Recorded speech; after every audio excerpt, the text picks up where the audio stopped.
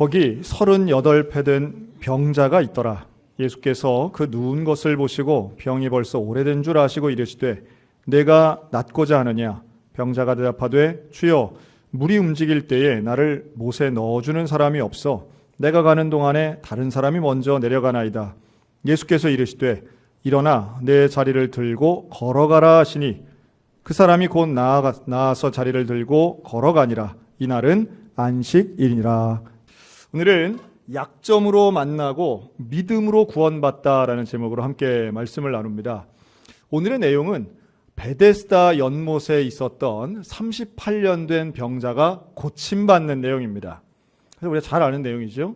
그리고 사실 예수님이 일으키셨던 기적의 70% 이상은 병자를 고치신 일입니다. 그러니 사실은 이 38년 된 병자, 우리는 흔히 중풍병자로 알고는 있지만 성경에는 그런 단어가 안 나오는 병자, 움직이지 않아서 중풍병과 비슷한 증상은 있지만 꼭 그거라고 말하긴 어려운 이 장기간의 환자가 나오는데요. 이 사람을 그런데 예수님은 고쳐주시지요. 근데 특이한 것은 사실 성경에 나오는 많은 고침받은 사람들의 좀 공통점 중에 하나는 예수님을 찾아온다든지 아니면 지나가시는 예수님에게 이제 간절히 간구한다든지 하다못해 병자는 아니었지만 삭개오처럼 나무 위에라도 올라가서 예수님을 보는 관심이라도 있었는데 이 38년 병자는 그런 여타의 환자들과는 좀 다르죠. 왜냐하면 그는 전혀 예수님을 찾아갈 의지나 관심이 없었던 사람입니다. 오히려 예수님이 일방적으로 찾아와서 선택하셨고요. 그가 병고침을 받은 이후에, 그가 나아짐을 받은 이후에도 사람들이 묻지요. 그런데 그의 대답은 도대체 누가 날 고쳐줬는지 모른다라고 하는 게 이 사람의 대답이었습니다. 예수님인 줄 모르는 거예요. 다시 말해 믿음이나 기도나 신앙이 없는 상태에서 치유받은 겁니다. 이걸 우리 어떻게 봐야 될까요? 왜 예수님은 이 사람을 고치셨을까가 오늘의 주제입니다. 그래서 우리 모두가 좀 예수님 내가 간절히 바랄 때는 예수님이 안 오시는데 왜 저 사람은 기도도 안 했는데 저 사람은 찾아가시나, 우리가 좀 이런 생각을 할 수 있는데 오늘 이 38년 된 병자를 예수님이 찾아가신 이유, 또 그를 고치신 과정을 통해 오늘 우리 모두에게 회복과 구원의 역사가 일어났으면 좋겠습니다. 먼저 이 베데스다에 대해서 우리가 알 필요가 있어요. 이 베데스다 연못은 예루살렘 성 안에 있는 한 지역입니다. 그런데 실제로 가보면, 성지순례를 통해서 가보면 이 베데스다는 연못이 아니에요. 연못이 되려면 최소한 물이 나와야 될 거 아니에요? 그러니까 이제 사실 이 연못이라고 하니까 물이 어디선가 흘러와서 자연적으로 생긴 것으로 생각할 가능성이 있는데 실제는 그렇지 않습니다. 예루살렘 성 안에는 사실은 물의 근원이라고 할 수 있는 기혼샘이라는 샘이 있어요. 그런데 이게 수량이 작습니다. 예루살렘 성 안에 3만 명 인구가 그걸 쓰기에는 너무 부족한 거죠. 그래서 예수님 이전 주전 BC 한 200년경에 이 마카비 왕조 때에 이 안에 새로운 수조를 만듭니다. 그러니까 북쪽에서 있는 물을 끌어당기고 또 빗물을 모아서 만드는 대형 수조를 만드는데요. 이제 이게 베데스다의 원래 모델입니다. 그러니까 다시 말하면 자연적인 연못이 아니라 인간이 만든 인공 수조라고 볼 수 있는데요. 여러분 최근 몇 주 전에 우리 춘천에 단수 사태가 일어났습니다. 그래서 참 많은 분들이 고생하셨는데, 근데 좀 죄송한 얘기지만 제가 사는 아파트에는 물이 나오더라고요. 이게 어떻게 된 일인가? 왜 우리 집은 물이 나오나? 그 일주일 내내 물이 부족하지 않게 계속 나오는 거예요. 그래서 제가 우리 장로님한테 왜 우리 아파트는 물이 나오나요? 그랬더니 제가 살고 있는 우리 사택이죠. 교회 사택의 그 아파트 단지에는 지하에 대형 수조가 있다는 거예요. 그래서 이게 옛날에는 이제 물탱크가 옥상에 있었는데 지금은 지하에다 그 어마어마하게 큰 수조를 만들어 놓기 때문에 물이 그 정수장에서 물이 안 와도 사용할 수 있다는 겁니다. 그렇군요. 그리고 다른 아파트 단지도 보니까 이 수조가 있는 데는 물 부족 사태를 별로 경험하지 않았더라고요. 이것도 있는데 없는 데가 차이가 있구나. 참 죄송하기도 하고 좀 안타깝기도 하고 했습니다. 근데 어쨌든 이 베데스다 연못은 바로 그러한 생활용수 또 식수를 위한 일종의 수조였던 거예요. 자, 그런데 이 베데스다 연못은 전설 같은 이야기가 있습니다. 성경에는 있지만 이게 사실이 아니에요. 그래서 그 증거로 괄호를 쳐놨습니다. 본문에서는. 이 성경 보면 여기 이 베데스다 연못에는 천사가 내려와서 물을 움직이게 하면 제일 먼저 들어가는 사람의 병이 고쳐진다라고 하는 내용을 이렇게 괄호 안에 넣어놨어요. 꺽쇠를 해놨죠. 이 말은 하나님이 만드신 진짜라기보다는 사람들이 그렇게 생각했다는 거예요. 전설같이 내려오는 이야기죠. 근데 여기에는 근거가 있어요. 뭐냐 하면 이게 2000년 전에 있었던 일이거든요. 그러면 이때 당시에는 사람들이 병이 나면 어떻게 고쳤는가? 뭐 병원에 가고 이런 게 아니라 자연의 힘을 빌어서 사실은 치유를 받았습니다. 뭐 약초를 먹는다든가 아니면 좋은 물을 찾아가서 치유를 받는 거죠. 그래서 지금도요, 마찬가지로 이 우리나라는 온천이 많이 개발이 돼서 온천 가면 시설도 좋고 막 돈도 내고 이러는데 아마 터키 여행해 보신 분들은 터키에 가서 파무칼레 이런 지역에 가서 온천 많이 보셨을 겁니다. 또 요르단이나 이스라엘에도요 온천들이 있어요. 자연 발생적인 온천들이 있어서 다만 이제 온천 욕을 이분들이 그렇게 즐겨하는 게 아니기 때문에 무슨 우리처럼 시설을 지어놓고 많이 개발을 안 해서 그렇지 온천수들은 많이 있고요. 거기에 미네랄이라든가 또는 건강에 필요한 요소들이 있어서 몸을 담그기만 해도 피부병, 피부질환, 또 관절염 이런 것들이 좀 효과를 보는 게 분명히 있습니다. 더더군다나 위생상 지저분했던 당시에는 깨끗한 물을 사용하면 병자들에게 분명히 효과가 있었겠지요. 그런 의미에서 이 베데스다 연못에 수조에 가득히 들어있던 깨끗한 물들은 당시의 환자들에게는 분명히 도움이 됐을 겁니다.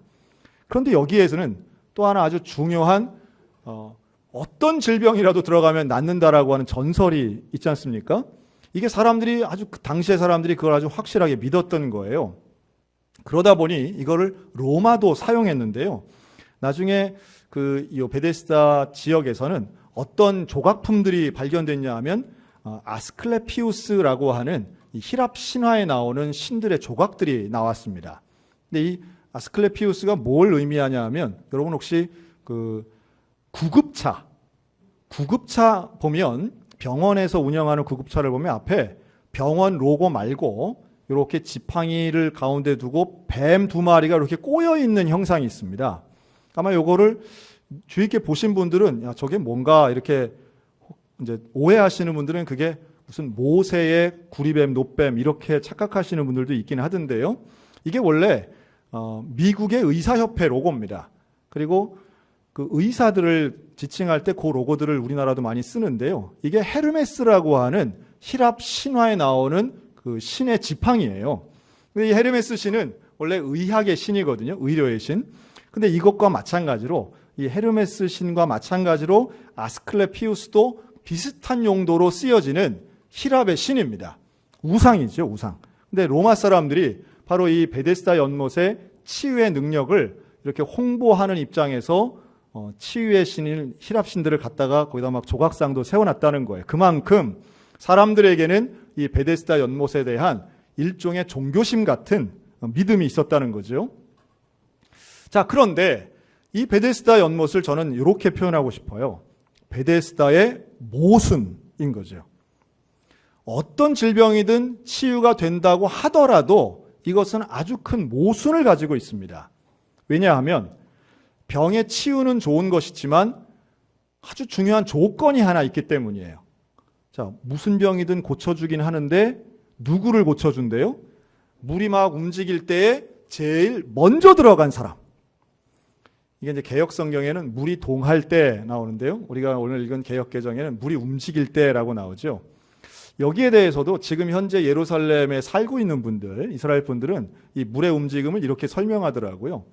이제 헤롯 대왕이 성전을 다시 개보수를 하면서 이 마카비 왕조 때 만들었던 수조를 이제 새로 좀 고치는데요.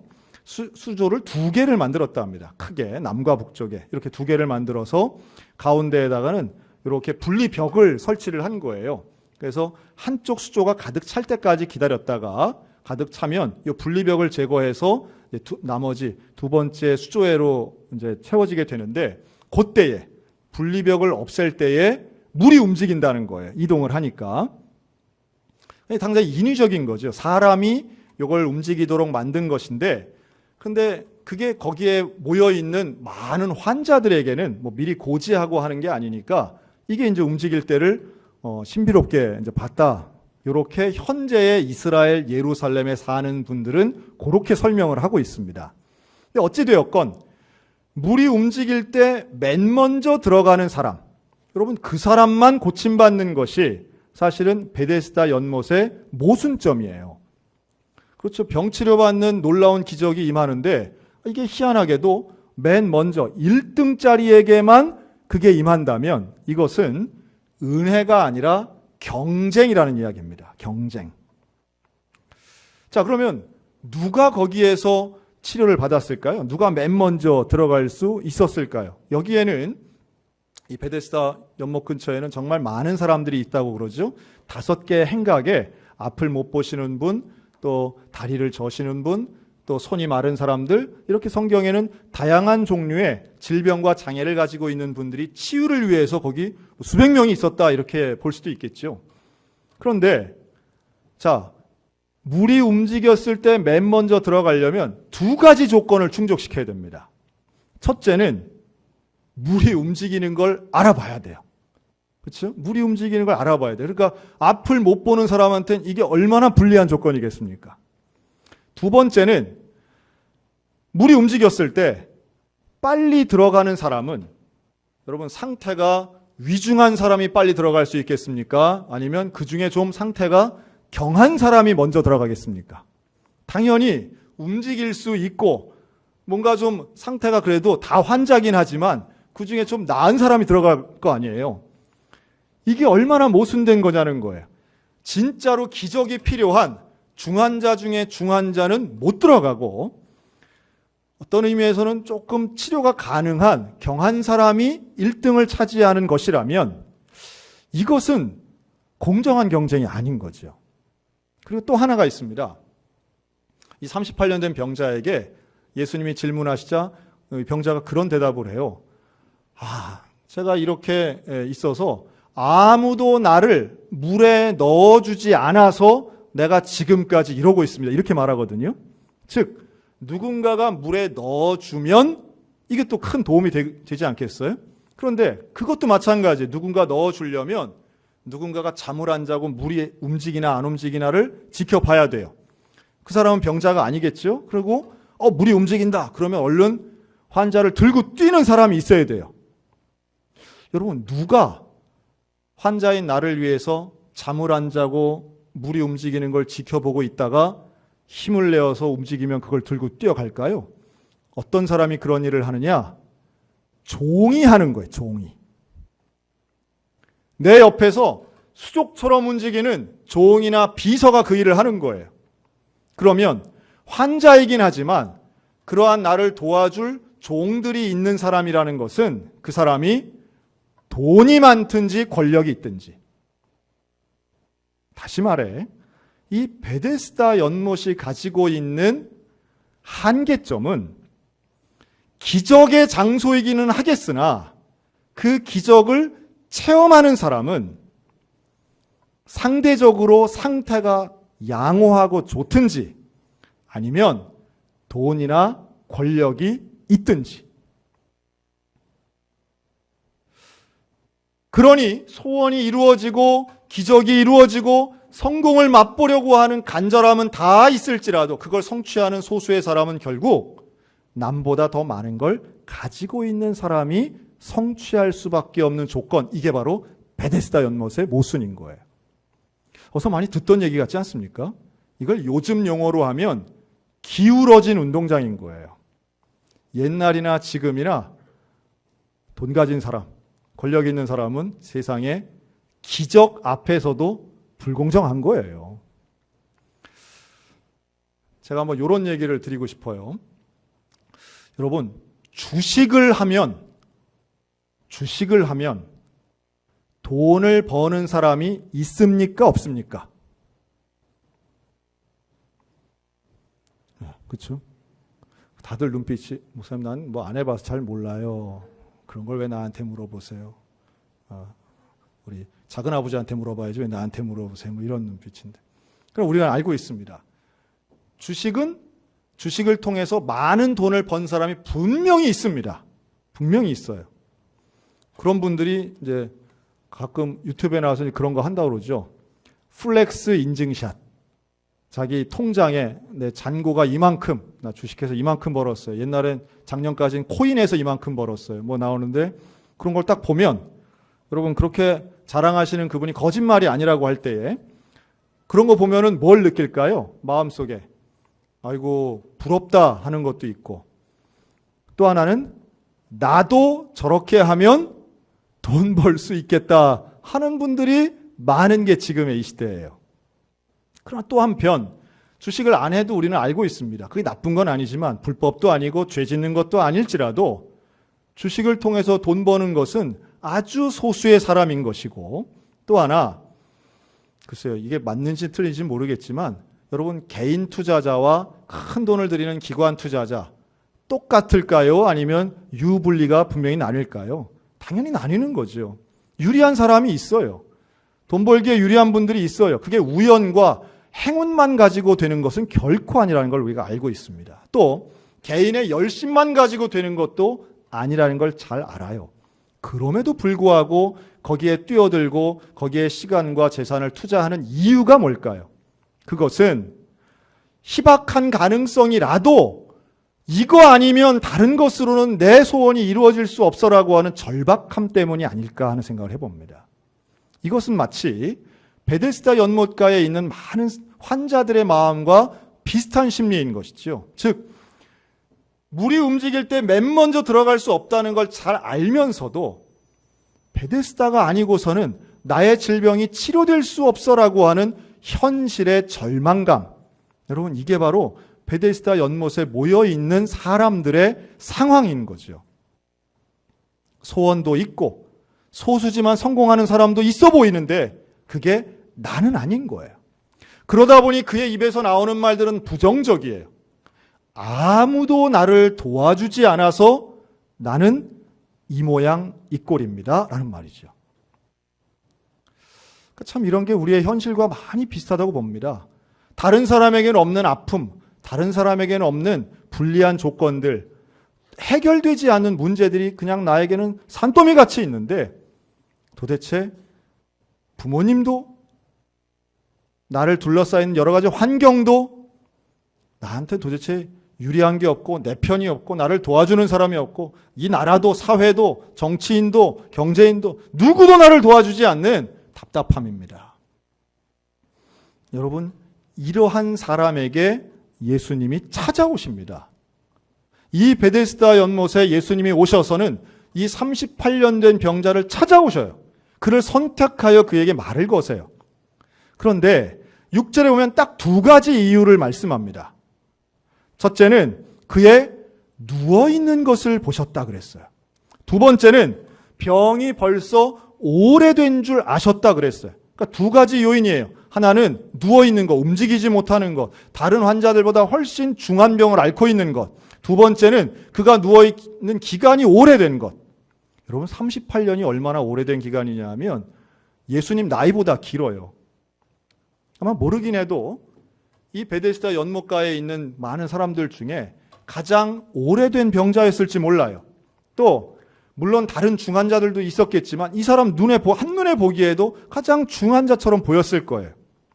예수님이 그를 선택하신 이유는 그의 믿음이나 능력 때문이 아니라 그의 연약함 때문이었다는 사실이에요.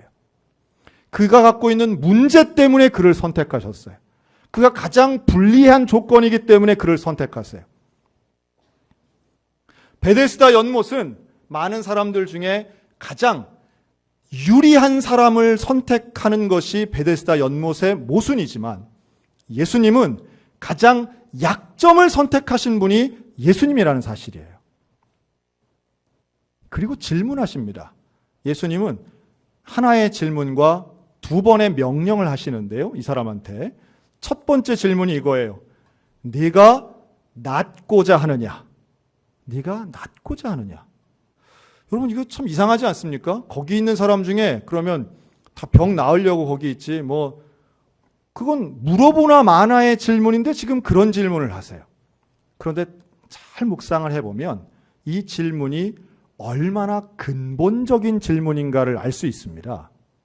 얼마나 근본적인 질문인가. 어떤 면의 사람은 시간이 지나고 반복적인 행위 앞에 정말 내가 원했던 게 무엇인지 잊어버릴 때가 있어요. 제가 이렇게 한번 질문을 드릴게요. 지금 우리가 예배드리러 여기에 나와 있습니다. 여기 모여 있어요. 그런데 정말 사랑하는 성도 여러분, 하나님을 만나기 원하십니까? 예수님을 만나기 원하십니까? 복음을 통해 인생이 변화되기를 원하십니까? 은혜 받기 원하십니까? 여러분, 우리는 뭘 원해서 이 자리에 나와 있을까요? 정말 하나님 만나길 원해서 나와 있는 걸까요? 아니면 그냥 매주 하는 거니까 나와 있는 걸까요? 예수님이 네가 낫기를 원하느냐라고 질문했을 때 이 사람은 예, 저 낫기를 원합니다. 이렇게 대답하지 않아요. 이 사람은 그렇게 대답하지 않고 아무도 나를 도와주지 않아서 저 연못에 내가 들어가질 못합니다. 다른 사람이 먼저 가서 내가 항상 뒤처집니다. 이렇게 말을 해요. 여러분, 이 사람의 대답을 잘 들어보면 이렇게도 들려요. 나는 병 낫는 게 목적이 아니라 저 베데스다 연못 들어가는 게 목적이에요. 내 소원은 저 연못에 들어가는 게 소원이 이렇게 들리고 있어요. 다른 사람과의 경쟁에서 이기는 게 내 소원이에요. 다른 사람보다 빨리 들어갔으면 좋겠어요. 조금 같은 느낌 같지만 좀 다르지 않습니까? 여러분, 우리에게 진짜 소원, 내가 정말 바라는 건 뭘까? 나는 부자가 되고 싶고 돈이 갖고 싶으십니까? 아니면 건강해지고 싶고 유명해지고 싶으십니까? 지금 내 눈앞에 있는 문제가 해결되는 걸 간절히 원하십니까? 그런데 그 근본에는요, 우리가 하나님 만나는 것, 내가 사랑하는 나의 구세주 되신 예수님을 만나는 것이 예수님이 하신 그 존재론적이고 본질적인 질문의 이유라고 하는 거예요. 아직도 이 사람은 예수님을 잘 몰라요. 그랬더니 예수님이 이제 명령을 내리시는데 두 가지를, 첫째는 일어나서 자리를 들고 걸어가라 이렇게 명령하세요. 그랬더니 이 사람이 즉각 나와가지고 벌떡 일어나서 걸어 다니는 거예요. 기적이 일어났습니다. 기적이 일어났어요. 안식일인데 기적이 일어났어요. 여기에 시비를 거는 유대인들이 있었지만 그들 앞에서 이 사람은 도대체 누가 나를 고쳐줬는지 모르겠습니다. 이런 대답을 해요. 여기까지가 아까 말씀드린 처음 도입부예요. 그런데요, 예수님은 이 사람을 또 만나십니다. 또 만나세요. 성전에서 15절 보면 14절에 보면 두 번째 만나셔가지고 이제는 나아서 다니고 있는 이 사람에게 뭐라고 말씀하시느냐 하면 더 심한 것이 생기지 않게 다시는 죄를 범하지 말라 이렇게 말씀하세요. 여러분, 여기서 죄를 범하지 말라는 건 오케이, 당연한 말씀이죠. 그런데 더 심한 것이 생기지 않도록 이라고 말씀하세요. 아니, 도대체 38년 동안 병으로 고생했는데 그보다 더 심한 건 뭡니까? 더 심한 게 뭐가 있을까요? 아니, 남들은 경험하지도 않은 것을 이 사람은 혼자 고생 다 했는데 도대체 뭐가 그렇게 더 심한 것이란 말이에요. 저는 이 말씀을 이렇게 표현하고 싶어요. 더 심한 것. 이 사람이 경험한 병보다 더 심한 게 뭘까? 한번 저 따라 할까요? 병보다 죄가 더 심한 것입니다. 여러분, 병보다 죄가 더 나쁜 거예요. 병보다 죄가 더 심한 거예요. 우리는 건강을 되게 소중하게 여깁니다. 그래서 제가 나이가 들면서 목회를 하면서 생각이 좀 바뀐 게 있어요. 어떤 선배 목사님이 옛날 그런 말씀하는 거 듣고는 조금 무시한 적이 있었는데 우리가 흔히 그런 얘기합니다. 건강을 잃으면 다 잃는 거야. 건강이 최고야. 이런 말 입버릇처럼 많이 하는데요. 그래서 저는 그거 좀 부정하고 싶어요. 여러분, 건강을 잃는 건 건강만 잃는 거예요. 어떻게 다 읽겠습니까? 무슨 말인지는 알지만 우리가 잘 새겨야 될 게 있어요. 건강을 잃는 건 몸과 육체의 건강을 잃는 것이지만 예수를 잃어버리면 구원과 영생을 잃어버리는 거예요. 건강이 중요한 건 알겠지만 여러분, 건강과 구원을 바꿀 수는 없습니다. 도치될 수 없어요. 그런데 아이러니하게도요, 제가 경험상 보니까 건강하신 분들은요, 예수님 앞에 믿음으로 나올 가능성이 점점 낮아지는 걸 봅니다. 그런데 반면 건강을 잃으면 사람이 참 겸손해지더라고요. 자기의 한계를 깨닫더라고요. 그 순간부터. 저는 그 대표적인 인물을 삼손으로 봅니다. 삼손이 그렇게 건강할 때는, 능력이 있을 때는 그냥 오만방자하고 교만합니다. 하지만 두 눈이 뽑혔을 때에 그가 하나님을 바라보는 시각은 완전히 달라져요. 저는 다른 것보다도 건강의 문제에 있어서 건강이 없어지면, 건강은 상당히 개인적인 거예요. 건강의 문제는 누가 도와줄 수 없어요. 다른 사람이 대신 해줄 수가 없는 문제더라고요. 그러다 보니 내 몸에 이상 반응이 오고 질병이 오고 약함이 왔을 바로 그때 비로소 사람들이 낮아지더라고요. 자기의 한계를 그때 인정하더라고요. 특별히 나이 든 남자분들이 그렇더라고요. 중년의 남성들이 왜 그렇게 운동을 열심히 할까? 제가 한번 곰곰이 생각을 해봤어요. 그랬더니요, 하여튼 뭐 다양한 이유들이 있겠지만 중년의 남성이 되었을 때 운동과 음식을 조심하고 열심히 하시는 분들의 공통점 중에 하나는, 여러분, 운동만큼 확실하게 통제되는 게 없더라고요. 사업은 나이가 들면 일도 내 뜻대로 잘 안 돼요. 내가 원하는 대로. 가족도 사람도 내 뜻대로 잘 안 돼요. 그런데 운동을 통해서 근력을 키우는 일은 열심히 하면 되는 거예요. 성취감을 느끼죠. 건강해지는 건 분명히 좋은 일입니다. 나쁜 일 절대 아닙니다. 그런데 문제는 건강해지는 것은 자신감으로 연결되고요. 그 자신감이 자칫하면 교만과 자만심으로 연결되는 경우들이 참 많더라는 거예요. 하여튼 오해하지 않으셨으면 좋겠습니다. 운동하지 말라는 얘기도 아니고요. 일부러 병에 들라는 말씀도 절대 아닙니다. 하지만 건강해서 예수를 모르는 것보다, 비록 불행한 일이지만 질병에 걸리고 약하다 할지라도 그걸 통해서 예수님께 나아가는 겸손의 계기가 된다면 그거야말로 복 중에 복이라는 말씀이에요. 건강하고 자신감 넘쳐서 나는 누구의 도움도 필요 없어. 여러분, 이런 분들 세상에 참 많습니다. 하나님 의지하고 예수님 의지하는 건 병약한 사람들, 약한 사람들, 의지가 부족한 사람들이나 하는 것이야 라고 말하는 사람들의 공통점은 본인의 한계를 잘 인정하지 않는 거예요. 역설적이지만 여러분, 이 38년 된 병자는 병 때문에 예수님을 만난 겁니다. 병이 없었으면 이런 부정적인 사람은 예수님의 선택을 받지도 못하지만 이 베데스다 자리에 있지도 않은 거예요. 오늘 우리들을 힘들게 만드는 약점들이 있습니다. 사람의 관계, 육체의 질병, 재물의 문제, 경제적인 문제, 참 안타깝고 답답한 상황들이 분명히 있습니다. 그런데요, 잊지 말아야 할 것은 이러한 약점과 고난이 없는 사람은 없다는 거예요. 없는 사람은 없어요. 그러니까 모든 사람들이 이 문제를 해결해 보고 싶어서 베데스다 연못을 찾아가는 거예요. 근데 예수님 명확히 말씀합니다. 우리의 시각을, 우리의 눈을 베데스다가 아니라 예수님께로 돌려야 된다는 것을 말씀하고 있는 거죠. 여러분, 베데스다 소망 없습니다. 우리의 소망은 오직 예수님께 있는 것을 믿으시기 바랍니다.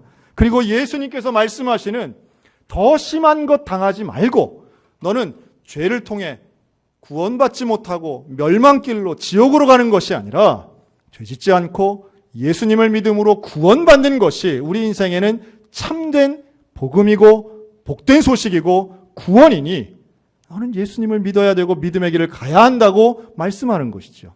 그 증거가 뭐냐? 이 병자가 고침을 받고 예수님을 두 번째 만난 이후에 그는 사람들에게 가서 나를 고치신 이는 예수님입니다 라고 증언하더라는 거예요. 그는 믿음을 통해 구원받은 줄로 믿습니다. 믿음이 없는 상태에서 병고침의 기적을 경험하긴 했지만 그는 영혼의 구원만큼은 예수님을 믿고 순종하고 복음을 증거하는 믿음을 통해 구원받더라는 거예요. 오늘 우리들에게도 마찬가지입니다.